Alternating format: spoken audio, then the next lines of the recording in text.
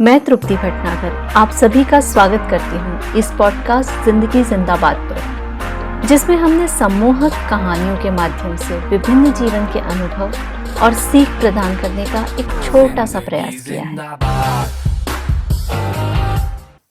एक बहुत ही सुंदर गांव था जिसमें बहुत सारे जानवर रहते थे। घने जंगल के बीच होने की वजह से यह गांव पूरी दुनिया से कटा हुआ था। न तो कोई इस गांव में आता था, न ही कोई इस गांव से बाहर जाता था। गांव में भोलू नाम का एक गधा भी रहता था। सब उसे मंदबुद्धि कह कर चिढ़ाया करते थे। इस तरह की बातों से वो बहुत परेशान हो जाता था। एक दिन उसने गांव छोड़ने का मन बनाया।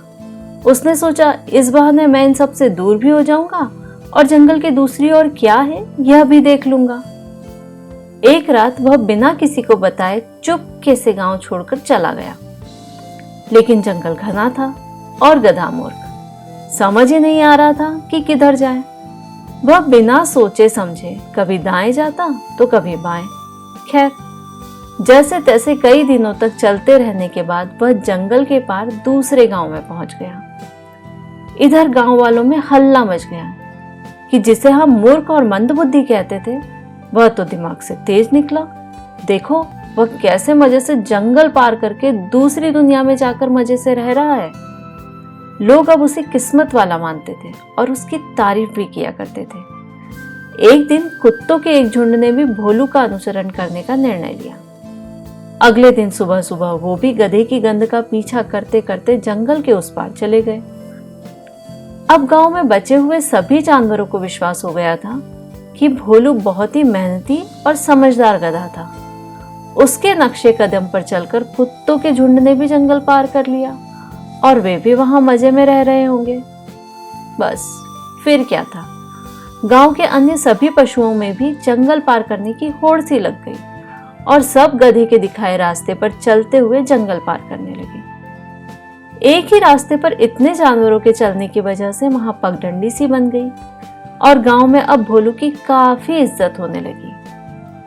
ऐसे ही कई वर्ष गुजर गए। उस गांव की आबादी भी अब काफी बढ़ गई। इसे देखते हुए एक दिन जंगल के राजा के मन में विचार आया कि क्यों न इस पगडंडी को पक्का बनवा दिया जाए। इससे गांव वाले भी खुश हो जाएंगे और मुझे भी काफी प्रसिद्धि मिल जाएगी। राजा के विचार से सरकार के सभी मंत्री भी सहमत थे। सबके एक मत होते ही गांव के बाहर से विशेषज्ञों की एक टीम बुलाई। उस टीम के इंजीनियरों ने इलाके का सर्वे किया और एक रिपोर्ट बनाई और उसे अपने चीफ इंजीनियर को दे दी। चीफ इंजीनियर ने राजा और उसके सभी मंत्रियों के साथ मीटिंग रखी। उस मीटिंग में चीफ इंजीनियर ने अपना सर्वे पूरा होने की जानकारी सभी को देते हुए एक प्रश्न किया, आप यह रोड कहां बनाना चाहते हो? सभी ने एक सुर में जवाब दिया, जंगल पार करने के लिए जो पगडंडी बनी है उस जगह पक्की रोड बना दी जाए। उस पगडंडी पर चलकर गांव के कई लोग सफल हुए हैं। चीफ इंजीनियर ने मुस्कुराते हुए प्रश्न करा, क्या आप मुझे बता सकते हैं कि सफलता का यह रास्ता किसने खोजा था? एक बुजुर्ग मंत्री ने इंजीनियर के प्रश्न का जवाब देते हुए कहा, हमारे यहाँ के एक बुद्धिमान और होनहार गधे ने। साथ ही उसने इंजीनियर को पूरी कहानी भी सुना दी। उनकी बात सुनने के बाद चीफ इंजीनियर बोले, मुझे यकीन नहीं होता कि आप सब इतने सक्षम और समझदार होते हुए भी अपनी क्षमताओं का बिना प्रयोग करे इतने सालों से एक गधे के बनाए रास्ते पर चल रहे थे। पता है ये रास्ता कितना कठिन और लंबा है, जबकि हमने जो रास्ता खोजा है वो इसका 1/4 भी नहीं है और उसे पार करना भी बहुत आसान है। आज गांव वालों को अपनी गलती का एहसास हो रहा था। वे सोच रहे थे कि काश उन्होंने एक नया रास्ता खोजने का प्रयास किया होता।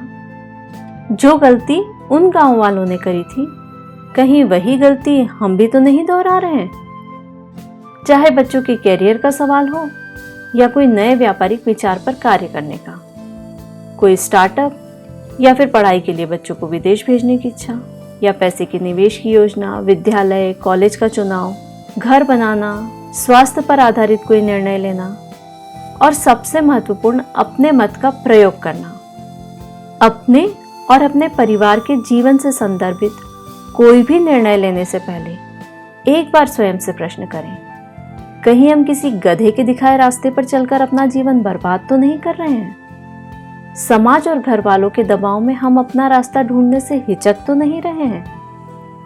या फिर कहीं हमें भी अपने लिए नया रास्ता खोजने की जरूरत तो नहीं है? अगर आप भी जीवन में कुछ नया, अनोखा या बड़ा करते हुए अपना सपना पूरा करना चाहते हैं, तो अपने शौक और क्षमताओं पर आधारित निर्णय लें और उस पर अमल करते हुए आगे जरूर बढ़ें।